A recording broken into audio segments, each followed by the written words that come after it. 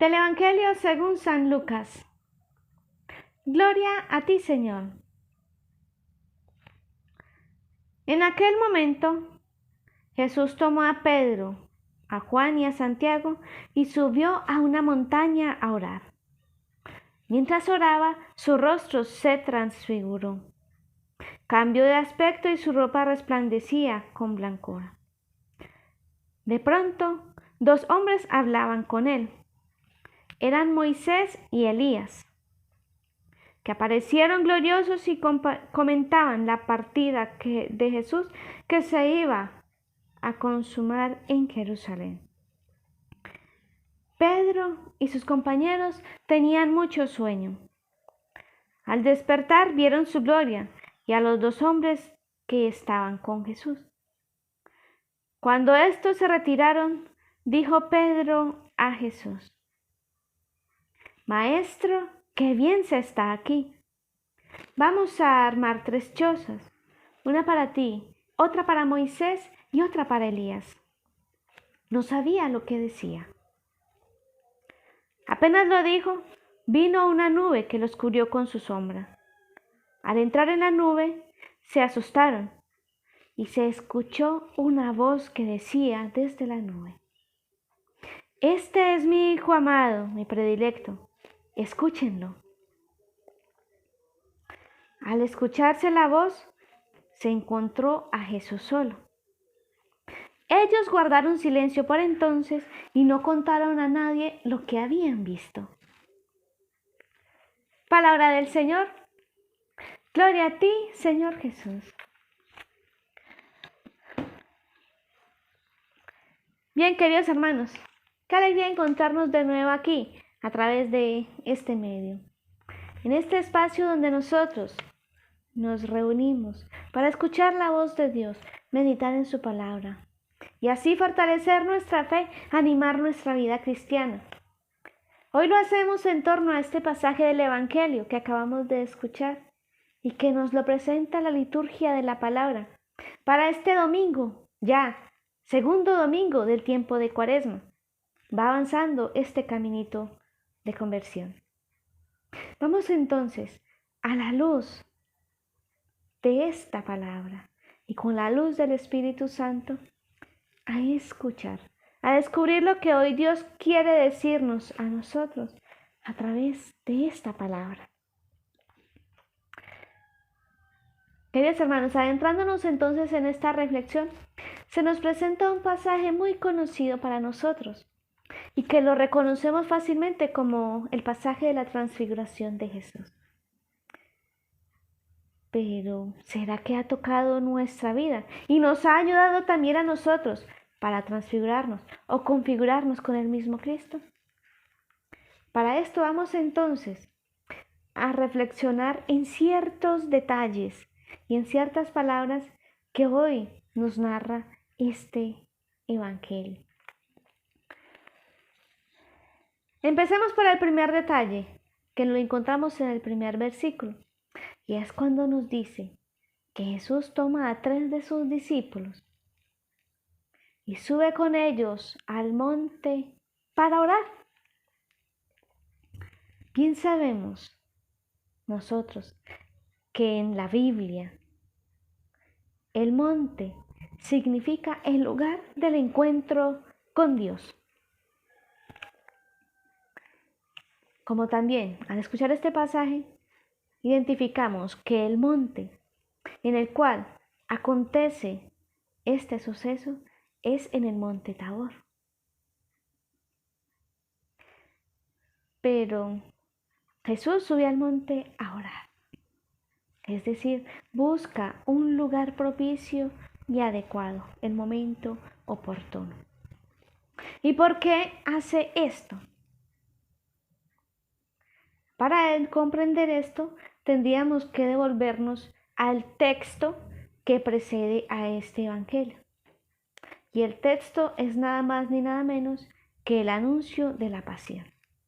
Por lo tanto, el pretexto para realizar este acontecimiento es fortalecer la fe de los discípulos.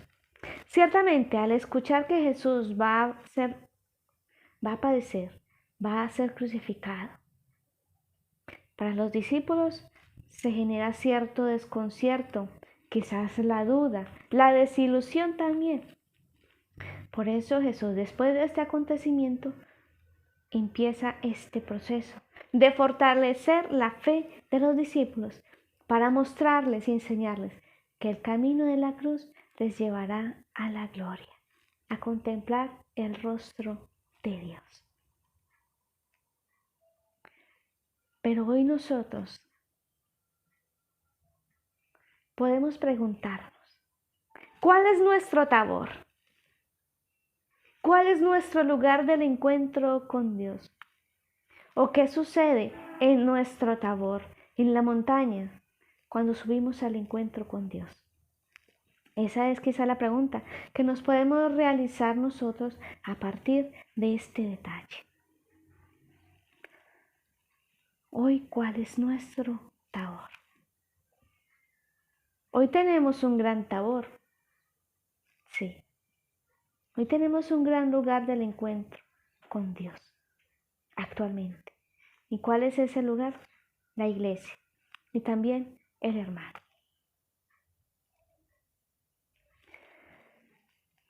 Cuando Jesús sube allí al monte Tabor y empieza a orar,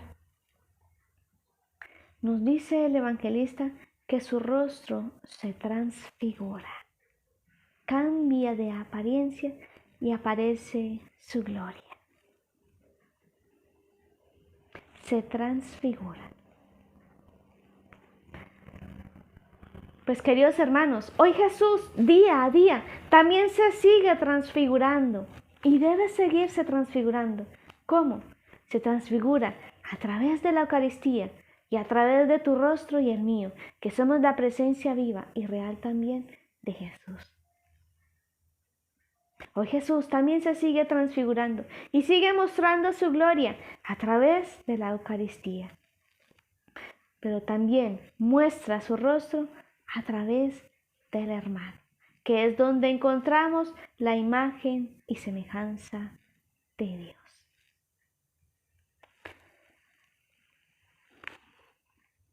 Prosigue el Evangelio relatándonos este acontecimiento y nos dice que en medio de este suceso los discípulos estaban dormidos. Pues bien, queridos hermanos, quizás hoy debemos reflexionar fuertemente en torno a este pequeño suceso y a este versículo. Estaban dormidos, estaban con mucho sueño. Sí. Y esa es quizás la actitud también de muchos cristianos católicos hoy. Aún estamos dormidos, aún estamos aletargados por el sueño. Y por eso, aún después de estar en el Tabor, después de estar en el encuentro con Dios, nuestra vida no se transfigura y continúa lo mismo.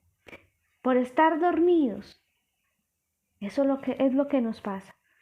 Subimos al Tabor, pero nos dormimos. Y por estar dormidos es que nada de lo que Dios nos dice y de lo que Dios se manifiesta logra transformar y tocar nuestra vida. ¿Vale la pena que despertemos? ¿O necesitamos también que Dios nos despierte para poder contemplar su gloria y para que nuestra vida también se transforme? En medio de este acontecimiento, de la emoción, del miedo, de la duda, Pedro hace una propuesta. Maestro, qué bien se está aquí. Hagamos 3 tiendas, 3 chozas. Una para ti, otra para Moisés y otra para Elías. Quizás esta era la forma de escapar a la realidad. Y es ciertamente muy real. Con Dios estamos muy bien, pero cuando nos enfrentamos a la realidad, ciertamente es donde nos entra la desilusión, la desesperanza, el desespero. porque el encuentro con Dios debe iluminar también la realidad de nuestra sociedad.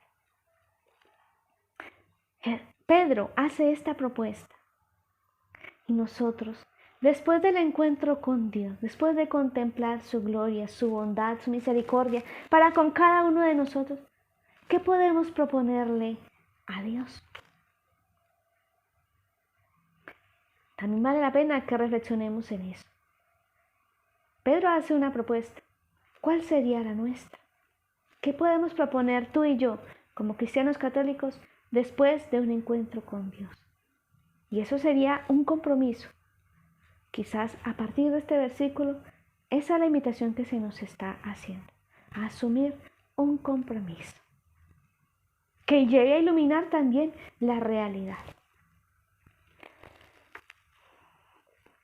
Nos cuenta el evangelista que mientras está allí aconteciendo todo esto, aparecen dos personajes, Moisés y Elías, es decir, la ley y los profetas. Pero ¿qué significa este detalle allí? Lo que se nos dice o lo que nos quiere de alguna manera enseñar y mostrar, y es algo que la Iglesia Católica hoy nos enseña también a través del catecismo, es: la ley y los profetas avalan la actividad de Jesús, sí, pero también nos dice y nos enseña que lo que los profetas y la ley anunciaron en el pasado se hace presente en la persona de Jesús. Y por eso la Iglesia nos enseña que después de Jesús no debemos esperar ninguna otra revelación. Porque en Jesús se cumple toda la Escritura y en Jesús se cumple toda la bondad y el amor de Dios. Un pasado que anunciaba un futuro venidero se hace presente en la persona de Jesús. Y por eso es que allí aparecen los personajes más importantes del Antiguo Testamento. Se nos dice también en este pasaje que en este suceso aparece la nube que los cubre y los envuelve. Pues bien, ¿qué representa la nube? Desde el Antiguo Testamento, a Dios se le representaba con la nube. Por eso, la presencia de una nube, la presencia de esta nube allí, muestra la presencia de Dios. En el Antiguo Testamento, mientras los israelitas caminaban por el desierto, una nube los cubría, ya sea para protegerlos o para iluminarlos. Y en el Nuevo Testamento, una sombra, una nube, envuelve a la Virgen María para hacer real la encarnación del Hijo de Dios. Dejémonos hoy también envolver por la nube que nos muestra la presencia y el amor de Dios. En medio de toda esta situación, de esta experiencia que están viviendo los discípulos, nos dice el Evangelio que al despertar vieron solo a Jesús. Ya no había nada ni nadie. Estaba Jesús solo. Pero esta pequeña expresión, ¿qué nos quiere enseñar a ti y a mí en este Evangelio? Nos quiere enseñar que solamente Jesús es el camino. Que no hay otra presencia con la cual nosotros debamos contar. Que no hay otra presencia a la cual debamos nosotros recorrer. Porque Jesús siempre será nuestra compañía. Bien, queridos hermanos, ¿qué podemos entonces nosotros concluir de este Evangelio? Simplemente que vayamos a construir el reino de Dios, mostrando también el verdadero rostro de misericordia y de amor que Dios nos revela. y que se manifiesta a través de nosotros para con el hermano. Y esa es la mejor manera de construir el reino de Dios y de seguir transfigurando y manifestando la presencia de Dios en nuestra vida. Seguimos avanzando en este caminito de Cuaresma. ¿Cuál es la tarea que tenemos para hoy? No poner excusas. Siempre sacamos un pretexto para todo. Hoy, seamos libres. No nos excusemos para nada. No pongamos ningún pretexto. Feliz y bendecido día para todos.